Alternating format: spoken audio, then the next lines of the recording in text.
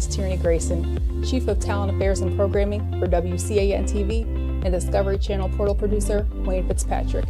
If you are a business or a company looking for a high-quality production studio to meet your commercial advertising needs, look no further than WCAN TV, because tomorrow's services are here today. For more information, please contact our office at tvwcan@yahoo.com. Again, that's tvwcan@yahoo.com. WCAN TV, the better choice.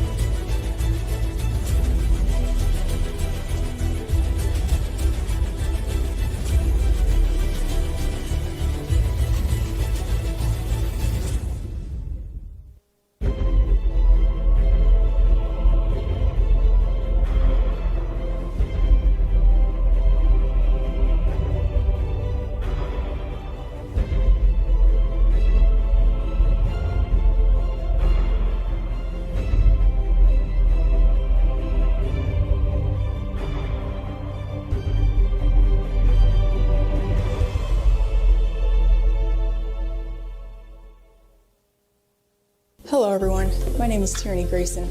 Join the Canon live every Thursday for the Daily Dish web radio broadcast from 8:30 to 9:30 p.m. Eastern Standard Time, streaming live on Facebook and the YouTube channel of WCAN TV. Chat with us live in the WCAN TV YouTube and Facebook chat rooms, where understanding is made easy. WCAN TV, the better choice.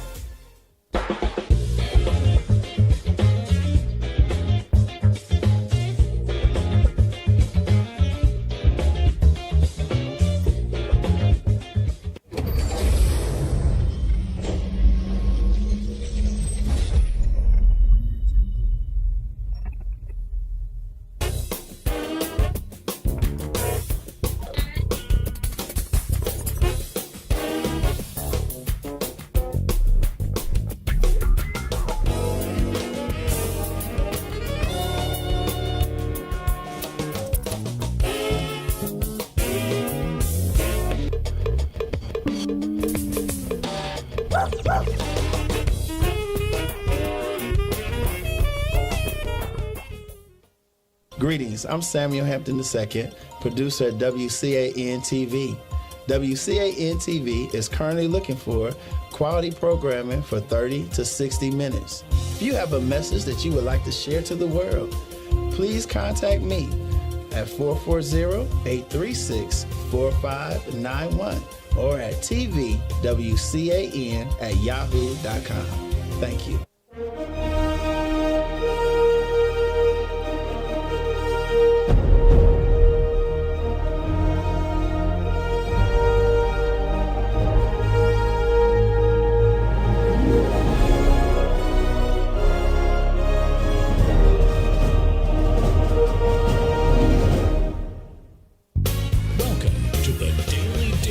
Show.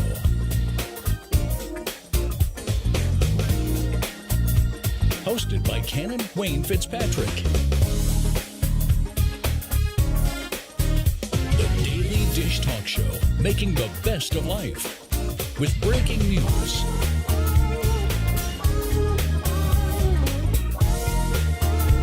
to build a better you, use better data.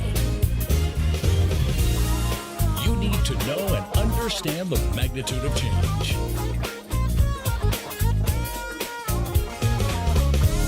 The Daily Dish Talk Show. Peace and grace to everyone, and welcome back to the Daily Dish Program Talk Show, where understanding is made easy. With me on today's program, we have an individual who is seeking the highest law enforcement position in the county of Ohio, and that is the office of the sheriff.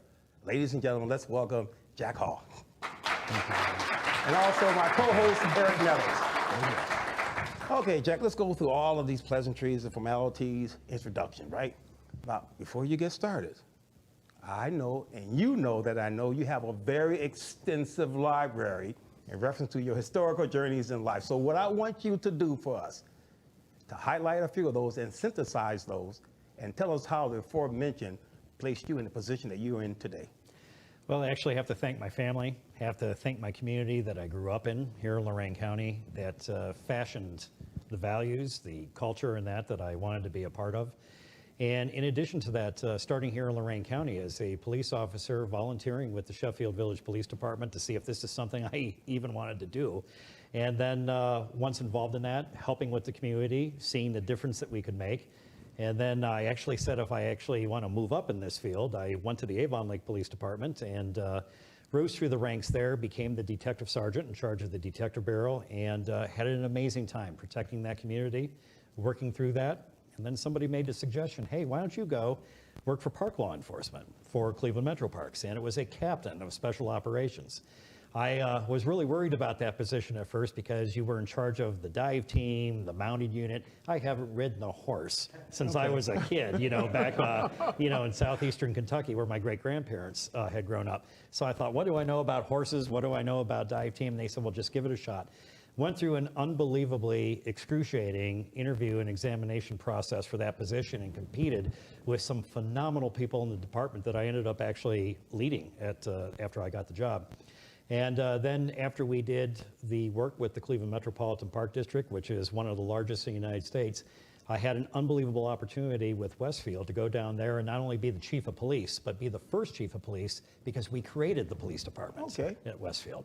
So it's been a great journey over the last 32 years. You don't regret it, huh? Not at all, Wayne. If you could do it all over again, you'd do it the same way, wouldn't you? I would do it. Yeah, I think my parents would say something different about that. But, you think so? Yeah, I would do it the exact same way. Yeah, okay. I think my mom wanted me to be an attorney, so. An attorney? Yeah. So you wanted Tony's position? Yes, yeah, Tony's position is what I wanted, so yeah. All right, I tell you what, Jack, we got some questions for you. Oh boy. My statistician over there did some researching. Okay. This is like, or equivalent to Monday Night Raw. Okay, right. So you didn't have no time to look at these. Right. And so we're going to ask you a series of questions, and we want you to answer. Now remember, those who are watching this program and those in the audience, we want you to participate. Don't be afraid. Get in the aisle and say something, okay? Because we want this auditorium to be live tonight, all right? You heard the crowd out there. Yeah, they sound enthused. Yeah, Wayne. they really sounded enthused, didn't they? Okay, here we go. First question. Why do we have a sheriff? Well, that goes back a long ways, Wayne, all the way back to actually British common law, the British colonies, when it came and developed in the United States. The sheriff was formerly known to what is called in England the Shire Reef, somebody that actually was out to collect everybody's taxes. Okay. You know, on behalf of the crown at that point in time. So every shire, if you've watched like The Hobbit or, you know, Lord of the Rings or that was actually like what would be a county, you know, or probably a township today. So the sheriff was responsible going out collecting on behalf of the crown the taxes that were owed. Just for financial purposes, right? Exactly, right. And look what it turned into. So when the colonists came over to the United States and they were looking for the first law and order, so to speak, to have law enforcement, they looked back at the sheriff system and they said, well, we're going to have a representative of law enforcement that is going to be elected and represent the people. So that has carried on all the way through before the foundation of the country in the late 1780s. That's why there's with the Buckeye State Sheriff's Association, it's called the first to serve, because the sheriff was the first law enforcement agency in the state of Ohio. That's great. Now, look at the audience. How many out there knew that? You didn't know? See that? This also is going to be educational tonight. You're going to learn a lot. Yeah. What'd you say, Brett? Yeah, I said it really is, you know, because really when you do look at English law, that was in fact the only, other than the Crown's army force, you know, the sheriff was the one that actually controlled the different provinces that were out there.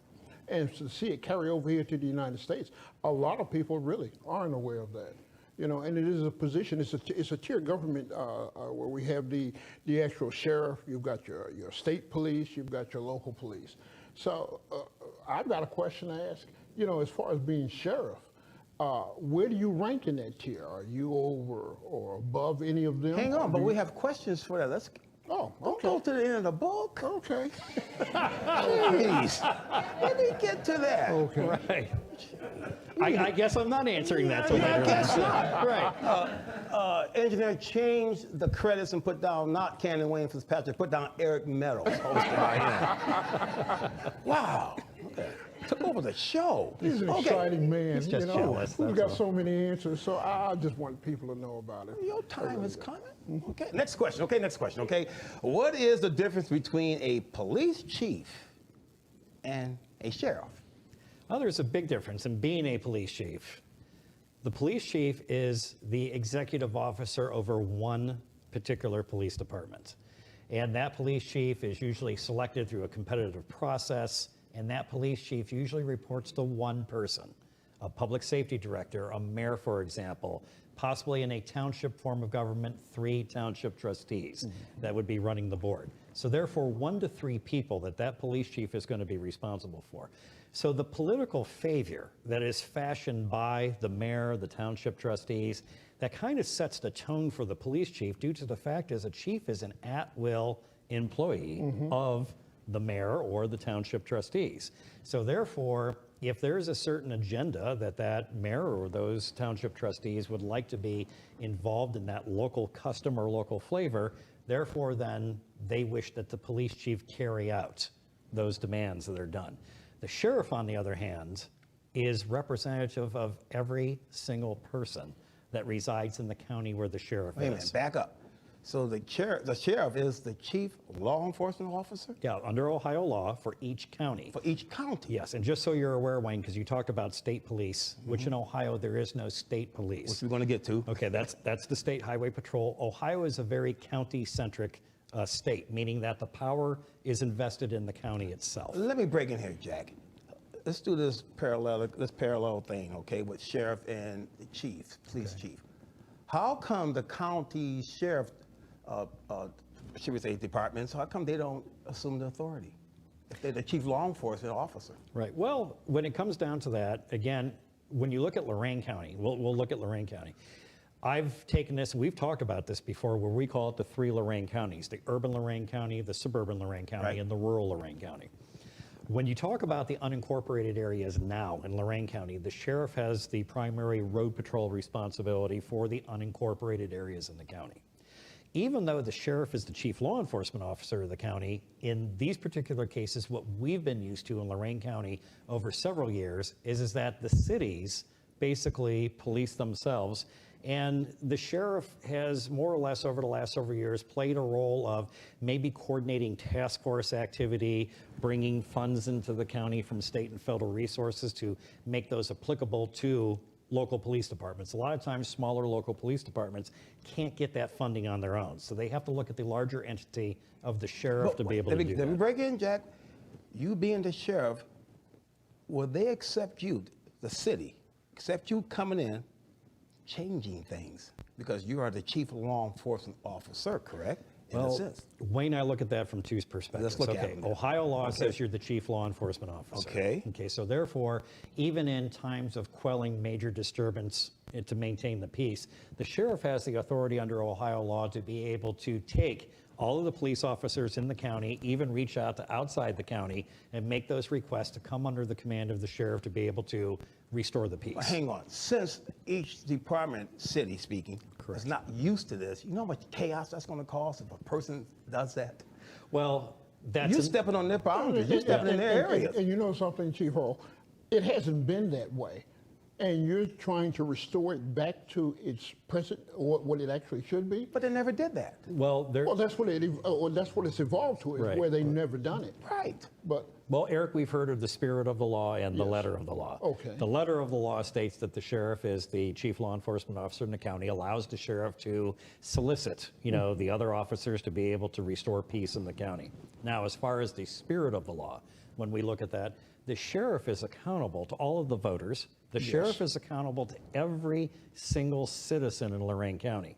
So just because somebody lives in Avon, somebody lives in Vermilion, or somebody lives in Wellington, that is underneath the jurisdiction of that particular police department, they also, by law, enjoy the services of the sheriff's office as well, because there is a joint jurisdiction. I'm going to jump in Okay, here. for that Hang on. county. Hang on. Let me Correct. jump in Okay. here. Now, if I was the police chief of a city, and you came in and you're going to tell me what I can and cannot do, it's going to be a rumble on the dock, isn't it? well, there shouldn't be though, Why not?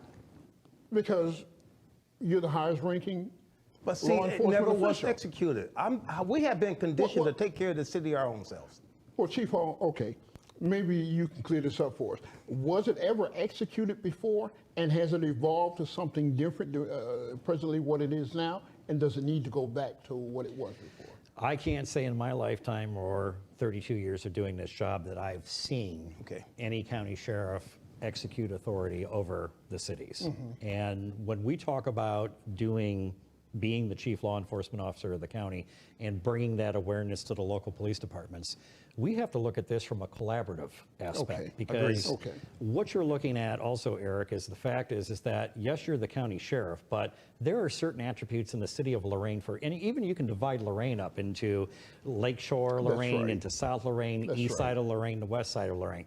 Those officers who work those beats, who should know their citizens the best that they can because they're servicing those citizens, that is something that the sheriff has to take into account, to look at that and say, there is a particular flavor of law enforcement, and there's a particular criminal activity sometimes, and a particular public service that has to be performed. So if you look at the city of Lorain too, the Lorain Police Department does a phenomenal job, especially when it comes to their social media presence, what they do with their community and their community outreach. And it's a lot of what the community has demanded from them. And the Lorain Police Department, Chief McCann has done a great job in regards. And you know, I look at social media today, it is taking the position of educating a lot of people Yes. as to what the different tiers are. You know, Eric, I asked that law question enforcement. and you answered it, Jack, because I wanted clarity. I don't want I don't want each city to be fearful of the future.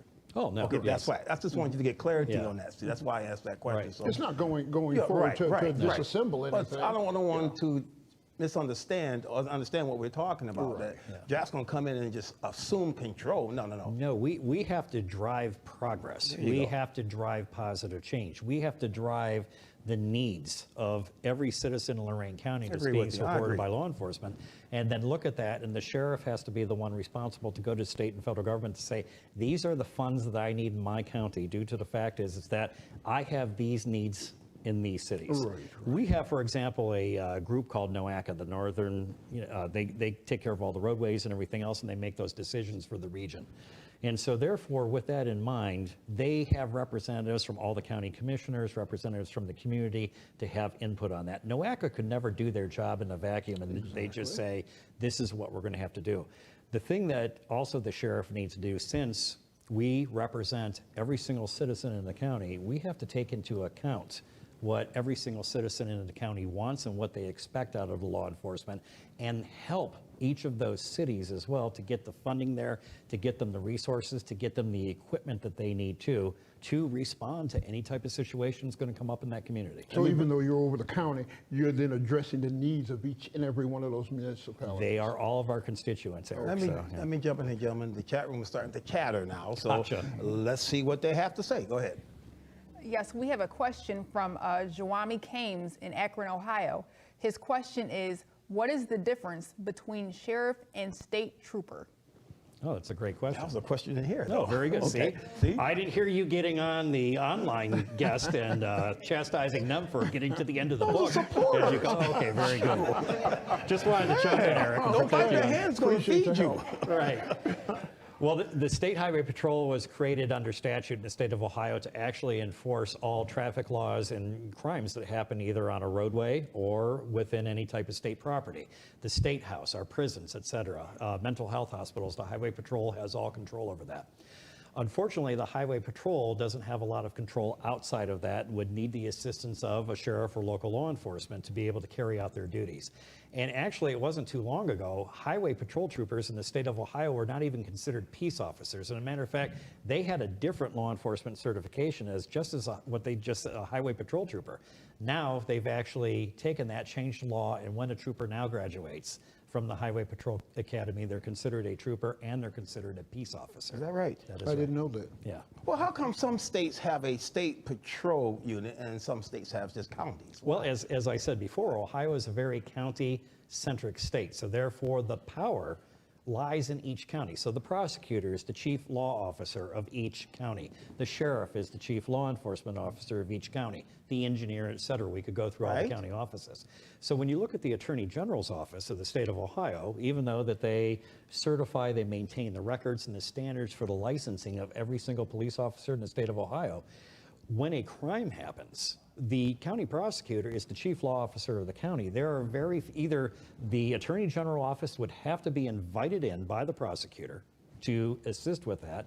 The Highway Patrol would have to be invited in, to assist with that, or Yes. BCI, which is the Bureau of Criminal Identification. And so therefore, the authority lies with the county heads of department or heads of offices that are elected. So that's the way Ohio has set up their constitution. How hard would it be to transition, hypothetically speaking, 88 counties to a state police unit? Would that be hard to do that?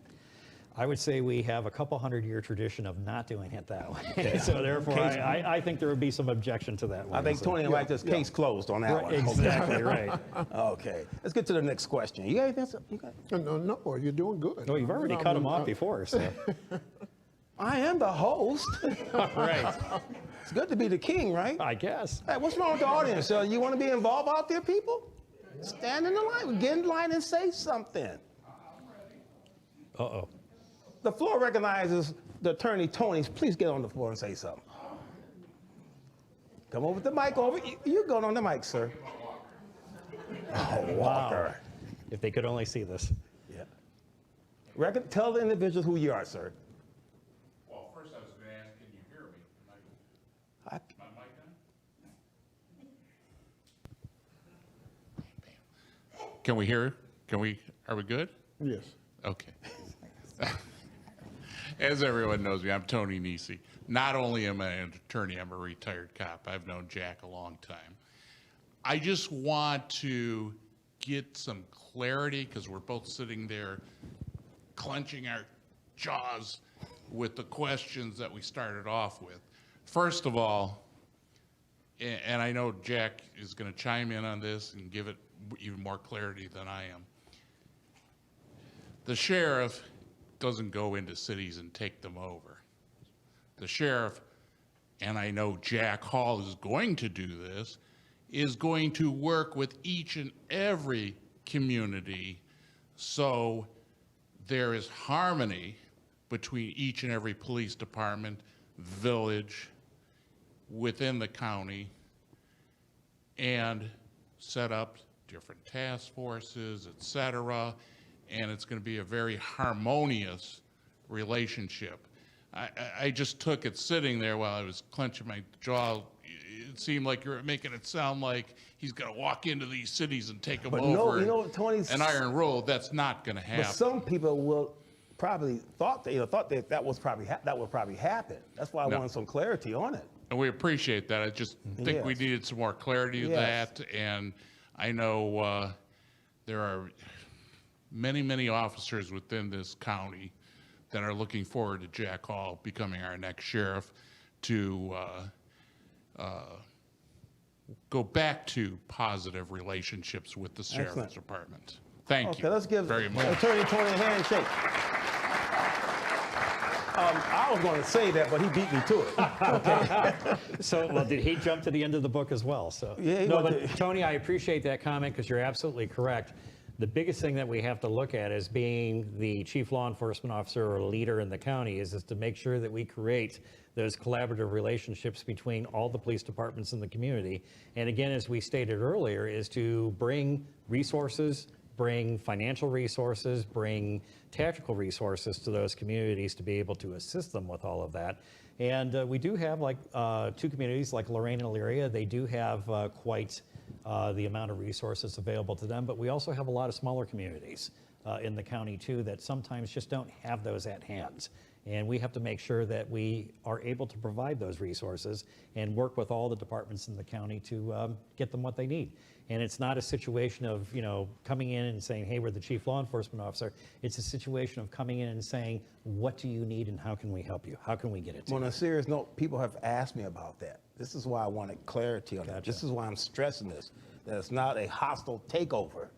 Okay, nothing No, like that. Okay, you it- hesitated now. It's a, Okay, it's a okay. collaborative effort. Good, among good. everybody. You know, if I can say something, this is one of the reasons, honestly, why I you know, threw my support behind you, simply because you took the time to explain that. Explain it.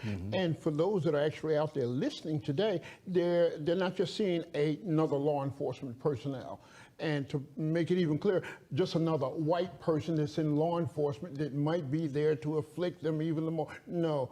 This is a man that has really supported and stood behind his position. That's what I've enjoyed so much about Thank you, Eric. Thank you so much. Yeah. You just had to bring ethnicity into it, didn't you? You just had to go that way, didn't you? know I was trying to something? save it. It is a hot button topic today. Sure it is. certainly and, is, and yes. people are I'm definitely going to ask you a concerned little about more it. about police community relations too. We're going to Yes. get on that too. Okay. Okay, let's go back to the floor. We have a gentleman on the floor. Who are you, sir? I'm Jeff Baxter. I'm from the city of Elyria. Okay. And the first thing I want to do is commend Jack for his stance on being a collaborative leader. I think the sheriff's position is very important for that, and I look for that to happen across all the different police departments within Lorain County. To that end, I think there's communications is needed. It's been a local topic of the county commissioner's office has been what kind of radio to use, at what price, at what contract. And I'm just wondering if Jack has some views on that situation he'd like to share with us today. Wow, We we're had a jumping question right for in. the- right into jumping it. right into it. Well, there goes that question. I knew we were not going to be able to avoid that question tonight.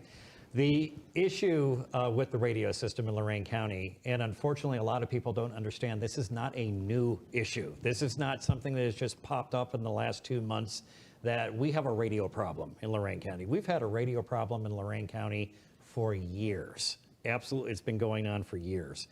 And so therefore, currently in Lorain County right now, we have 12 towers around Lorain County that receive, anytime that an officer or deputy clicks on a radio, on their mobile radio or on their portable radio, a tower receives that signal. The problem is we're almost 500 square miles and we only have one tower that broadcasts. And so therefore, Lorain County, as much as we talked about the diversity of the urban Lorain County, the suburban Lorain County, and the rural Lorain County, we also have topographical diversity in Lorain County as well too, sloping down to the lake. Areas in Elyria, like Cascade Park, where you have these large recesses that take place, all along the Rocky River, going through Columbia Station and down through there, is that we have these anomalies of geography that have to be accounted for in order for services to be provided by all first responders. So if it's a swift water rescue, if it's trying to find a lost child in the woods, we need to have that radio coverage. Now, I am not going to say if there's a radio system that's better than the other, because the bottom line comes down to, Jeff, is that our men and women in the sheriff's office, our first responders, our firefighters, our EMTs need a radio system that works. And what I'm disturbed about over the course of the last couple months is that the public thinks that this is something brand new that is happening. This is a political fight, either between the first responders of the county and the county commissioners. The way I look at this is that the county commissioners have a job of running the budget. The county commissioners have a job of making sure that contracts, et cetera, that. The sheriff has the job of making sure that his men and women are safe. We can't do this job to protect all of you, to protect all 300,000+ people in Lorain County, if we can't do our job appropriately first. So we have to have a radio system to do that. Years ago, I do happen to know that communication was sent to appropriate departments in Lorain County about approving or improving the radio system. That includes going up to 4 transmit towers in Lorain County to cover the square miles. The other thing that a lot of people forget about, there's a huge chunk of property on the lake that goes to the Canadian border. From Vermilion to Avon Lake, that's our responsibility as the sheriff's office as well, to be able to cover that. And so we have to look at a radio system that is going to be able to affect that. Now, the commissioners is what they call taking a pause. I look at this as that, are there other radio systems that are out there that could be available? There could be. There are actually. Also, we have to look at 2 of our representatives that are in Lorain County, Dick Stein and Gail Manning. Also have a House bill, which is pending down in Columbus. I think it's 438. Don't quote me on that, but there is a House bill in regards to making the Marks radio system, not to be forced onto everybody, but to provide a conduit for all public safety. So no matter what digital P25 radio system that you have, it will connect to the Marks system if that bill passes, and that money includes an upgrade. So every fire chief and police chief who spoke at those county commissioners meeting that were concerned about interoperability, they will have the ability, if that bill passes, to be able to use ISSI technology to tie into the state radio system. Not saying that they have to go with Ohio Marks, but if you have a digital radio system that's P25 compliant, you'll be able to talk to anybody else that is on that system in the state of Ohio. However, we're talking about safety of deputies now. And in order for that to happen, we're talking about adding 3 more transmission towers in Lorain County. One would be in Kipton, the other one would be at the Lorain County Fairgrounds on the water tower locations there, and the other one would be where the Grafton prison system is on 83 in Grafton. Those are the 3 key locations where we need to put transmit towers. Here's the part that's disturbing. From the technology that we use today, the microwave towers that are already in place, the network connections that are already in place, I believe that that could be done for probably $250,000 or less and could have the problem fixed with the current equipment that they have right now by summer. Not waiting for a radio system to come in. Are we going with this particular brand? Are we going with this brand? What do we need to protect everybody now? But Jeff, that's not a protection now. That's a lack of protection over the course of the last several years that our deputies and our first responders have been in a position where their safety has been compromised because of the lack of a quality radio system. There's a quick fix that can be done now. That quick fix is probably less than $250,000 Let me break it, Jack. So and we can make it work. What's the problem? How come it's not executed? I don't know the reason why it's not executed, but again, there's politics that comes into play into all of this, and so therefore, who is receiving the information? Who's receiving the question? Jeff, you bring the question up tonight, and you bring up the radio system, what's been going on. It's on everybody's mind in the county. The problem that I have is that there's been a solution that's been in place for years. We, whoever it is, the county commissioners, well, it would have to be the prior ones, to this time, the sheriff, it could be also the prior sheriff, going back to that far, and any other political entity in Lorain County to say, we have something to not only make the men and women that are our first responders safe, but all of us safe as well. and it's fallen on deaf ears for several years. Now it becomes a political issue, but we've had a solution for years to fix this. You know, this is one of the reasons why I'm convincing you, because a lot of the residents here within Lorain County thought it fell upon each one of the individual municipalities. True. And it to be put on the ballot. And people are thinking about with the increase of taxes and school taxes and being able to support, you know, the restructuring of the road system and everything. People have voted it down and blamed the local police. It's not them at all. It's, I'm sorry to say, either the past commissioners or past sheriff departments haven't taken upon themselves to reinforce this, knowing that this has been a problem, and have passed the buck around and around. So I really appreciate your question. I was going to ask it anyway. Very good. Thanks very much for your answer. Give him a hand applause. A hand applause. Thank you, Doug.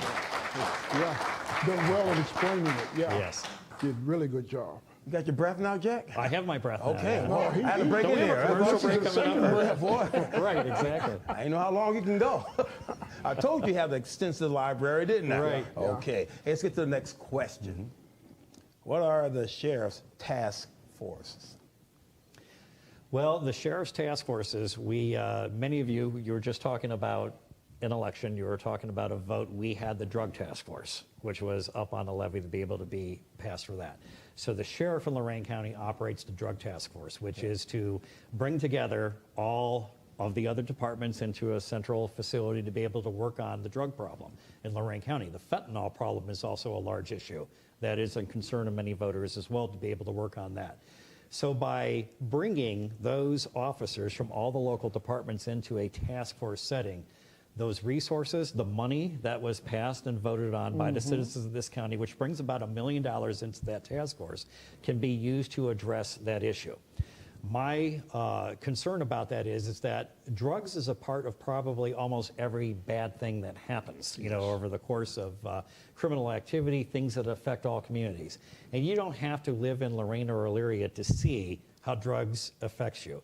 Drugs affects everybody in every single community of this county. But guess what? So do sex crimes, so does human trafficking, so does robbery, homicide. And drugs are infiltrated within all of that. So one of the things that I would like to see too, Wayne, when we talk about task forces, is that we have to make the task force more diverse. We have to make sure that we have the appropriate training and the appropriate equipment to be able to provide not only the deputies of the sheriff's office, but to have that collaborative effort with all the local police departments to be able to say, hey, if you have somebody that's good in sex crimes, we want them to be a part of the task force. And then, of course, we have to come up with some type of equitable sharing to give back, you know, to the local city too, to backfill that position that's coming in, that person is providing their expertise Hold for your the thought, task force. because we're going to continue this conversation, okay? You got to go to a commercial, don't you? Can I be the host of this show? Everybody wants to take over. Hold your thought, Eric, hold your thought. People in the chat room, hold your thought. You're watching a Daily Dish talk show.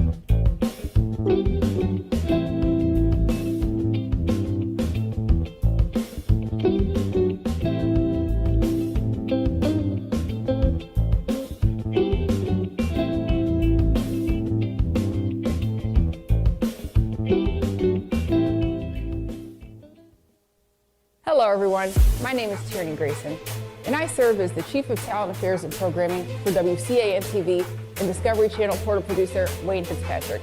Join us every Friday for the Daily Dish Talk Show from 7:30 to 8:30 p.m. Eastern Standard Time, streaming live on Facebook and the YouTube channel of WCAN-TV.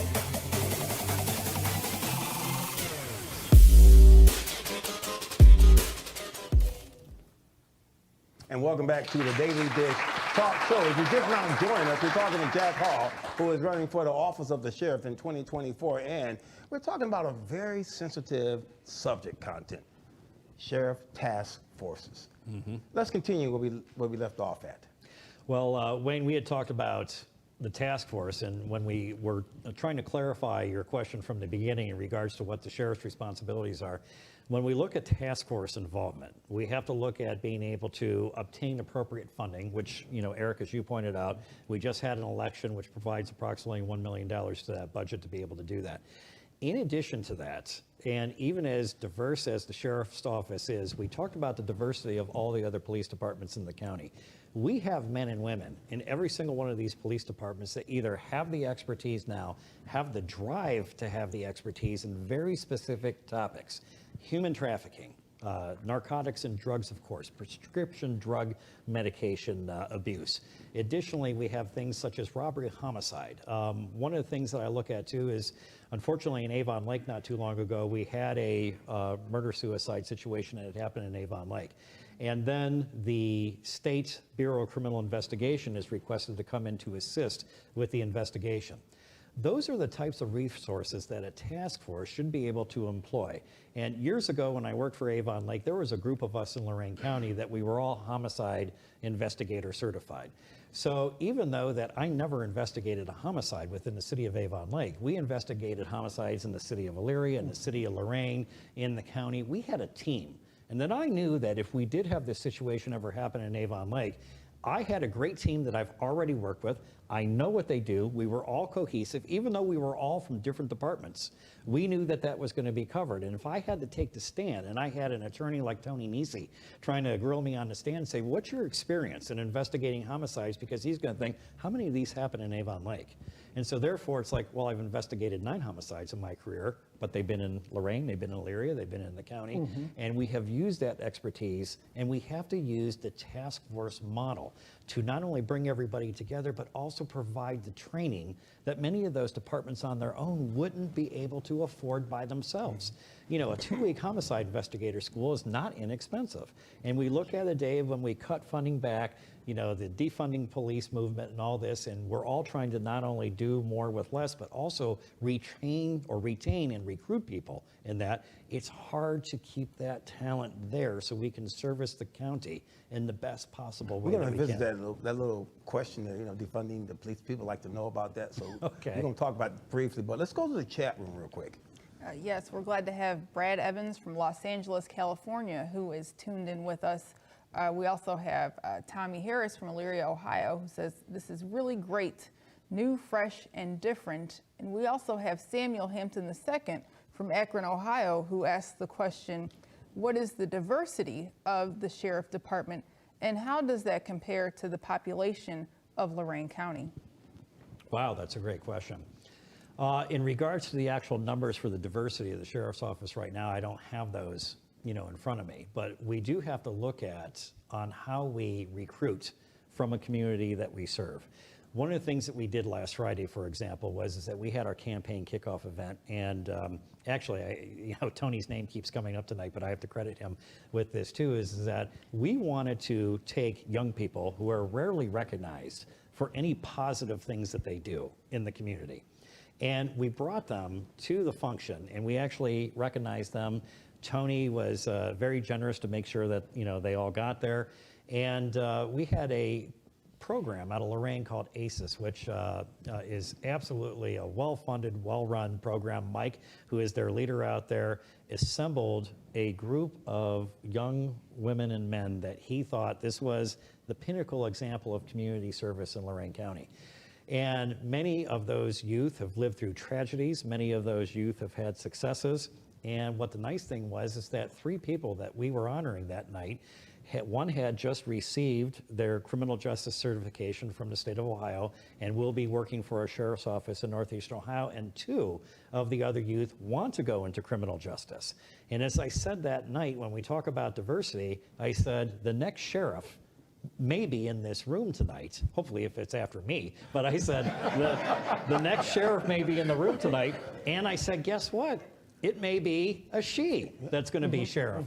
And so therefore, when we look at that, we have to look at retention, we have to look at training. When we talk about diversity, we have to look at, especially from a human interaction of service, a compassion, issue that we're looking at, and that interaction. The whole thing about law enforcement and building trust in the community is about relationships and how law enforcement, because it doesn't matter me as an individual, it's the Lorain County Sheriff's Office, it's the Elyria Police Department, it's the Oberlin Police Department, it's a brand. And so therefore, when you look at that brand, which has to service the community, you have to make sure that not only do you have diversity in the ranks of socioeconomic background, cultural diversity, what your race is, you also have to have a diversity of education. Thank you. Who has, I'm so glad you talked who about has that. specific skills that can be brought to service the community in an appropriate way. And so when I think of diversity, I don't even think of diversity just as, are you black, are you white, are you Hispanic, are you Asian? I'm looking at the smartest people, no matter if they work for the sheriff's office or not, to bring into a task force mentality too, as we talked about, to be able to serve the community, because we have a community in Lorain County that has extremely diverse needs for law enforcement.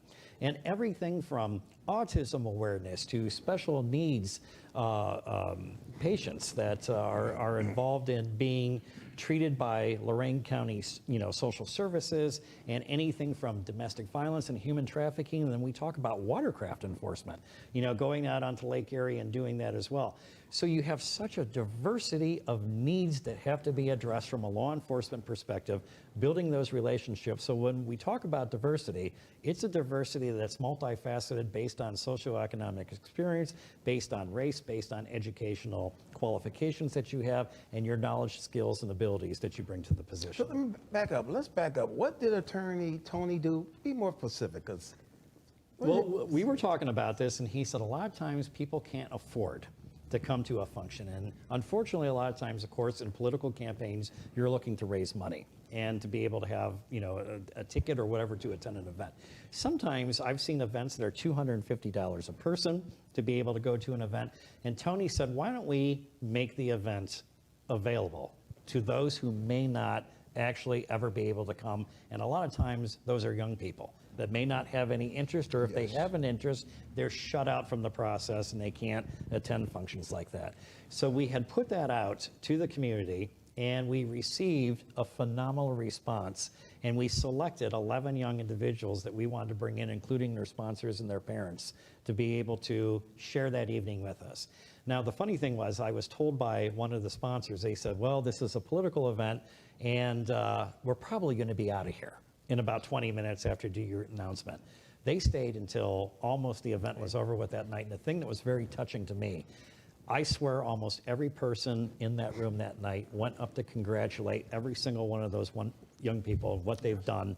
And I really appreciate Tony for coming up with that idea, because it was a message that this is what our campaign stands about too. And those are people that, I know somebody wants to be a forensic biologist, somebody wants to go into ultrasound technology. All right, if we can also convince those people to take their educational desires and turn that into law enforcement and want to be police officers and deputy sheriffs, why would we not try to harness that and get them excited about law enforcement again? This is what I'm talking about. Attorney Tony, stand up. Please Yes. stand up. Let everybody see who you are. Give him a hand clap, people. That's good. That's very good. This young lady's been standing here forever. I think She see someone else took over the show again. Okay. Hi, Gail Calkins from Avon Lake. This past summer and the summer before, we had high crime rate of auto theft. And our police in Avon Lake are fantastic, but they were so overwhelmed. If they reach out to the Sheriff's Department, what resources can you give them to help fight this auto theft? Gail, that's a great question. One of the things that the Sheriff's Office has access to is something called the Ohio Organized Crime Task Force. Through that task force, there are things like bait cars, there are things like other technology resources and surveillance that we can utilize. Sometimes though too, Gail, and I'm not saying that this is Avon Lake, but a lot of times when we talk about the 3 Lorain counties, the urban Lorain County, suburban and rural Lorain County, sometimes there's a stigma associated with crime happening in a particular community, and we don't like to advertise that. And so therefore, what we would like to do is to offer any police department in Avon Lake that has a situation like that is, going back to the task force issue again, Wayne, is making sure that we can make that available to the citizens of Avon Lake, because again, they're our constituents. They're not just the citizens of Avon Lake served by the Avon Lake Police Department. We care about them, as well too. And people in Avon Lake voted for us to be in this position. So we have to be concerned about those auto thefts going on. We have to be concerned about that criminal activity going on. And so therefore, we can do that through the Sheriff's Office and through task force initiatives to be able to provide all the tools that we can to the Avon Lake Police Department to make it a safer community environment for the citizens that are concerned about auto theft and burglaries that are happening in the community. Okay. Okay, the chat room is still buzzing. Let's go back to the chat room with a statement, a comment, or concern. Yes, we have a statement from an anonymous individual in Brownhelm Township, Ohio. He says that money doesn't keep good employees. The sheriff's office continues to lose young deputies. As the sheriff, how will you keep the young deputies? That is a phenomenal question, and whoever wrote that anonymously is absolutely correct. Money doesn't always solve all issues to keep people there. The issue that keeps people in an organization is, how well do you build the culture of the organization, and how do they feel they belong in the organization? So one of the things that we look at when we look at the entire landscape of the Sheriff's Office and the current men and women that comprise the Sheriff's Office is the talents that they already have. And you have to, and I'm going to use a wrong word here, but exploit those talents to be able to bring them in, to make them feel that they're involved in major case investigations, to make them feel that they're involved in change in their community. And so when, therefore, the men and women of the Sheriff's Office, and then again, bringing that to a task force initiative, that everybody in the county feels that way, that they are contributing to making every place safer. That's how you keep everybody engaged, because a lot of times you could pay somebody $100,000 a year to do this job. And if they don't feel engaged, if they don't feel that they're wanted, if they don't feel that they're contributing, then that's a poor culture that's developed at that point in time. So you have to create a challenge or a culture of achievement that takes place. And so therefore, you want those employees to feel that they're achieving something, that they are certainly appreciated, and not only appreciated because anybody can get up there and stand up and say, hey, Sergeant so-and-so did a good job, Deputy so-and-so did a good job. We want to hear that coming from the community too, because as every police officer will probably tell you, it's rare when we hear any type of compliment, but it's amazing when we hear it from the men and women that we protect every day that actually smile at you and say, thank you for doing that. That's right. That's right. Okay, let's go back to the floor. Attorney Tony has another statement. Again, I think the general public, I should say the civilians, non-law enforcement people need to know, and I would like your comment on what I'm about to say. The general public needs to realize that 99.9% of the stress a police officer has is before he even walks out the door. It's within his agency. That's how stressed officers are. And I recognize that's going on now with the current administration. And this is a follow-up to what you were just talking about. You lose people because of that stress. You lose them to other agencies for much higher pay. You lose them to other agencies for a lot less pay just because they want to get out. Mm-hmm. How do you plan on addressing that situation? Are the officers, are the new, with the new sheriff coming in, are those stress levels going to go away? And how do you plan on doing that? Well, first of all, Tony, as I said, we have to create a culture of achievement within the organization. And with that culture of achievement also comes the fact that We are investing in our people. We've talked about pay, if somebody is getting enough pay, but have we actually invested in their education? Have we, and here's the other thing, Tony, every single person who works in that building has something that they love doing more off duty than they love doing on duty. They're in a band, they're in, some type of project or whatever else. People are passionate about things, and so therefore, if you find what people are passionate about, and you bring that into the workplace as well to be able to exploit that, as we had said earlier, we have to make sure that we honor that we cherish that, and we make sure that they can grow and that they're supported in that within what the policy of the department is and how we support our community in their efforts to make everywhere safe. So the whole thing has to come down to is that people, we want to take that same passion that they have outside of the organization and create an environment when they come to work that they have that same passion inside the organization. All right. Okay.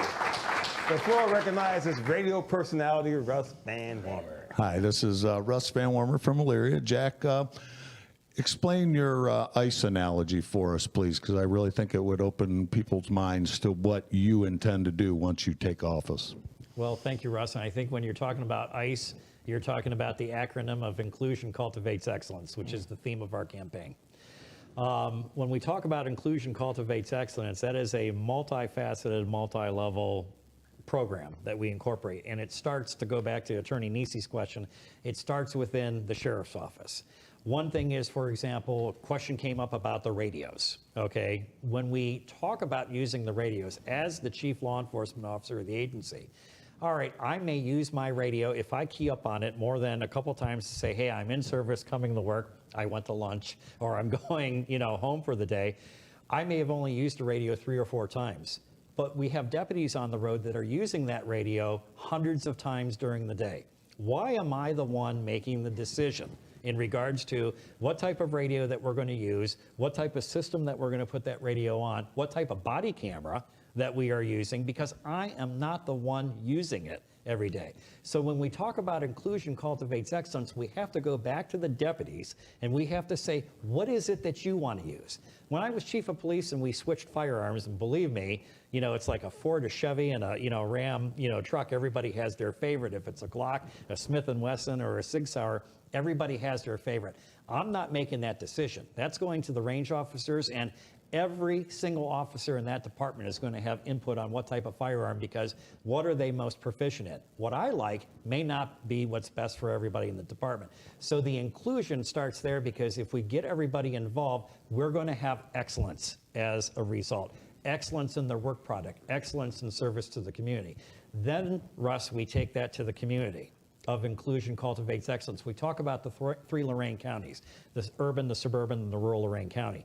Neither of those are going to be policed exactly the same at all. So therefore, we have to look at infusing into the community a collaborative relationship with the sheriff's office to be able to talk to the community to say, these are the problems that are happening in the community. This is the way it was policed before, because believe me, Russ, everybody has an idea of how we can solve crime, and everybody has an idea of how we can make things better. The question is, how can we afford that and how we can execute that in the community? But we have to bring those ideas in, and we have to make the community inclusive of our efforts to protect those communities. And by doing that, somebody may not like the way that the program ended up in the end as to how we are going to do some type of law enforcement action in the community. But no one is ever going to be able to say, I was not given the opportunity to have a say or to have input in it. That's what Inclusion Cultivates Excellence means. Okay, let's go back to the chat room. We have another statement, comment, or concern. Yes, this comes from Ray Dennis from Parts Unknown, and he says, good evening, Jack. You are an inspiration to us Republicans. Oh, well, thank you. Just give him a hand clap. Well, also funny with that question from Parts Unknown is that we never really like to think of things as, being strictly Democrat or strictly Republican. I'm proud to represent the Republican Party here in Lorain County, running for Lorain County Sheriff. But as I said, we have, well over 300,000 people that some of them are Democrat, some of them are Republican, and many of them are independents. And so therefore, when we look at the office of the sheriff, it's one of the few political offices that a vote is cast for. That our job is to exclusively uphold the Constitution of the United States and the rights of all the people. And as proud as I am to be running as the candidate for sheriff of the Republican Party, I'm more proud to be able to take those ideas and to share them and be inclusive with everybody, no matter what their political party is, what their thought ideology is, or what their background is, because it doesn't matter in the end who you are. We are all citizens of Lorain County, and we are all here and want a safe community. But I appreciate the question that they asked too. So. Okay, let's go back to the floor. Who are you? My name is Debbie Kuhn. I reside in Carlisle Township. So I have a question for the township people. The last time we had a 1/4% sales tax increase was in '98, when we voted to go ahead and pass the tax 1/4% to add on to the county jail. We rely on a road patrol in the townships. So some of their townships have community policing officers who the townships pay extra for that. I want to know what you plan on doing to address the shortage in the road patrol, and how you're going to address the township people to sell that you're going to give them protection, because township people, we always feel like we get shortchanged because that's the way it's been for a long time. And I worked on that jail levy knowing that we were going to get those 30 deputies back from the 82 layoffs. We got that. We're at the same place now. We don't have the deputies that we need. So how do you plan on, combating that? Well, Deb, that's a great question. And I know going back, let's say go back to 2001, for example, those levels. I know that the shift rotations at that time ran approximately 7 deputies, on days and afternoon shift, and about 6 deputies on midnight shift. Right now we're running, or the sheriff's office is running 2 12-hour shifts that they run with 4, going through the entire county. So it's a complicated answer due to the fact is that it comes down to personnel allocation within the sheriff's office, where those resources are allocated. I know that we have people that are involved in school resource officer positions, township impact unit officer positions. Unfortunately, we just lost 2 deputies from environmental crimes that are now going back into that. But the primary thing that we have to look at, it's almost like going back to the Marine Corps. If you're in the Marine Corps, you're a Marine. First, you take that rifle, you take a post, and you protect the country. If you're a deputy in the Lorain County Sheriff's Office, you're going to be a deputy. And we have to look at the appropriate allocation of resources. And again, going back to Wayne's question in regards to task forces, we are a county which is comprised of many other police departments. We have specialties and all that, and we have to be able to reach out to all of us. And not, to go back, and I agree with Tony, we're not here to look at where this entity or enigma which is coming over and taking over local law enforcement, because here's the other thing we have to do. We're going to also have to ask local law enforcement for some of that assistance to be able to assist, so we can free deputies up to get them back into the townships and onto the roads. And I'm going to be honest, and I'll put this out to the the county commissioners if they're watching right now. It's like we're not looking to raise taxes or anything else, but we have to have a serious conversation about the budget, where the sheriff's office is now, where it should be, and do we have the appropriate amount of money to be able to run everything that we want to run and make Lorain County safe.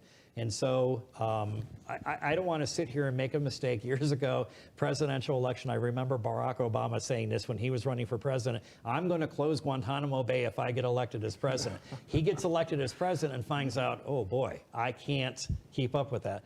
So Deb, I apologize if I don't answer your question directly, but without actually seeing the budget and seeing what's going on with that, I can't answer that question now, but I can tell you we're going to make a commitment to all the township trustees to make sure that that budget is run the most efficient way as possible and provide the service that we can to everybody in Lorain County. Maybe one day, Jack, we can get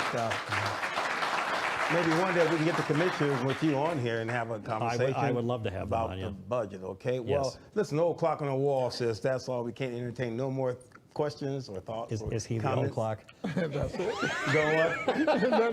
That's it. That's it. Now watch this, Jack. Final remarks. Well, first, final, from me or from you? Well, we can't go any further. We have to pick up again probably next time. All right, okay? we'll From you. Okay, because time has run out. We're on a network here, so we only have an hour. That's right. No, I really appreciate being invited onto the show tonight. I appreciate the support of all the people who came to be part of a live studio audience tonight. And all I want to do is to make sure is that that faith and belief that is had in me to be able to lead the Lorain County Sheriff's Office beginning the first Monday in January of 2025 is the same service and faith that we want to provide all of you. Okay. And thank you for having me on. All right, Jack, we thank you.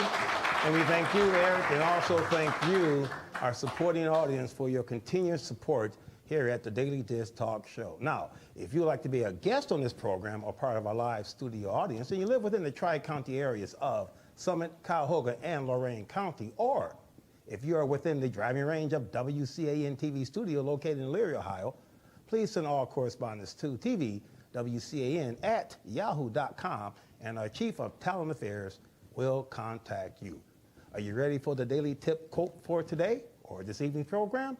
Here it is. Always remember, and it's been said, for truth to exist, it takes two people, one to speak it and another to hear it. Mankind will be forever doomed to destruction if he continues to ask for the truth, but refuses to listen. And always remember this, there can be no truth, no sound, no cry, no voice in the whole world unless someone is listening. Until all in one, take care.